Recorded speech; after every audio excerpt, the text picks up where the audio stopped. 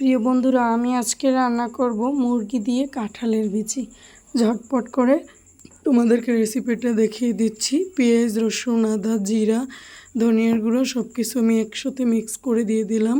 প্রথমে তেলের মধ্যে আমি কিন্তু দারচিনি, এলাচি দিয়ে দিয়েছিলাম, অন্যরকম সুন্দর একটা ফ্লেভার বের হয়। এরপর আমি দিয়ে দিলাম হলুদের গুঁড়ো, মরিচের গুঁড়ো, লবণ, সাথে আস্ত কিছু কাঁচামরিচ। দেখো, তারপর দিয়ে আমি সুন্দর করে মশলাটা কষিয়ে নিচ্ছি। এরপরে যখন দেখবে তেল উপরে উঠে এসেছে মশলা কষানোর পরে, তখন আমি দিয়ে দিলাম মুরগির মাংসটা। আমি অল্প করেই মুরগির মাংস দিয়েছি কাঁঠালের বিচির মধ্যে। এরপর কাঁঠালের বিচিগুলো আমি সুন্দর করে পরিষ্কার করে রেখেছিলাম।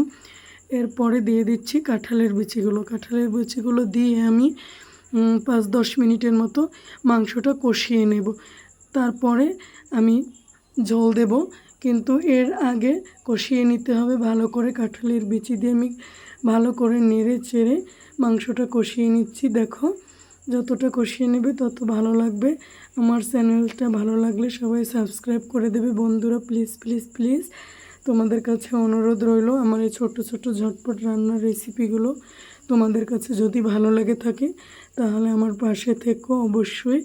এরপরে আমি কিন্তু জল দিয়ে দিয়েছিলাম, বেশিটা দেইনি, অল্প করে দিয়েছি। রান্না কিন্তু আমার কমপ্লিট। এই যে দেখো কেমন লাগলো বল।